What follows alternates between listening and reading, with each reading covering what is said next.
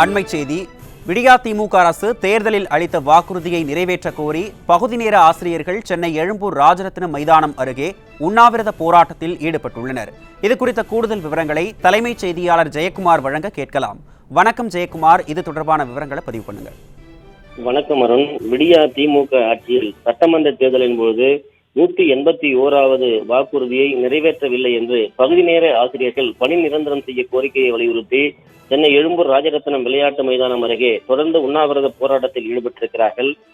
ஆயிரக்கணக்கான ஆசிரியர்கள் குவிந்து திமுகவுக்கு எதிராக தங்களுடைய கோஷங்களை முன்வைத்து வருகிறார்கள். அரசு பள்ளிகளில் 15,169 பகுதி நேர ஆசிரியர்கள் முழுமையான நியமனத்தில், அதாவது தமிழக மாணவர்களுடைய பன்முக திறன்களை மேம்படுத்துவது பொருட்டு உடற்கல்வி, கணினி, தையல், இசை, ஓவியம், தோட்டக்கலை, கட்டிடக்கலை மற்றும் வாழ்வியல் திறன் உள்ளிட்ட பாடப்பிரிவுகளில் ரூபாய் 12,500 தொகுப்பூதியத்தில் பணியாற்றி வருகிறார்கள். விடியா திமுக அரசு 2021ஆம் ஆண்டு தேர்தல் வாக்குறுதியாக 181இல் நாங்கள் ஆட்சிக்கு வந்தால் இந்த பகுதி நேர ஆசிரியர்களை பணி நிரந்தரம் செய்வோம் என்று அறிவித்தது.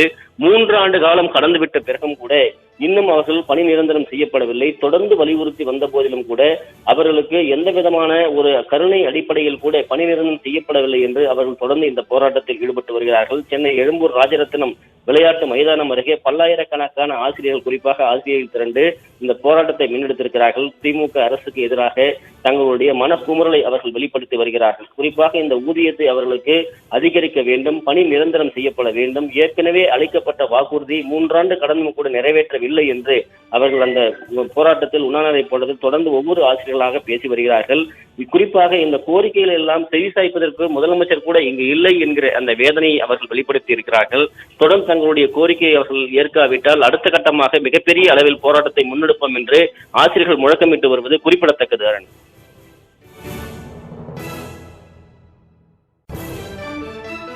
விவரங்களுக்கு நன்றி ஜெயக்குமார்.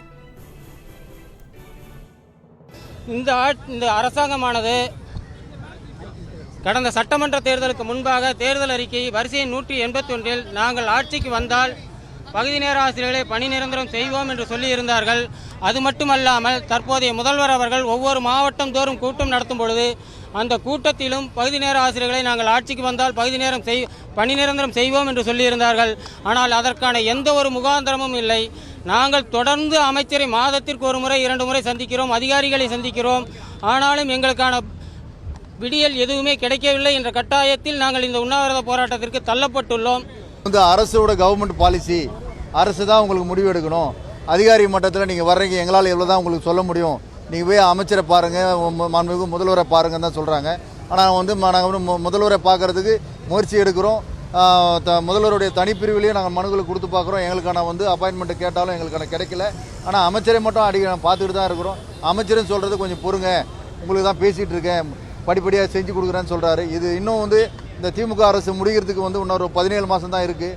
இன்னும் நாங்கள் தாமதப்படுத்திக்கிட்டே இருந்தால் இந்த அரசு எங்களை இப்படியே கடந்து போயிடுவாங்களான்ற ஒரு பயத்தில் தான் இன்றைக்கி ஒட்டுமொத்த தமிழகத்தில் இருக்கிற 38 மாவட்டத்தில் இருந்தும் 17 ஆசிரியர்கள் அனைவரும் இன்றைக்கி பங்கு பெற்றிருக்காங்க.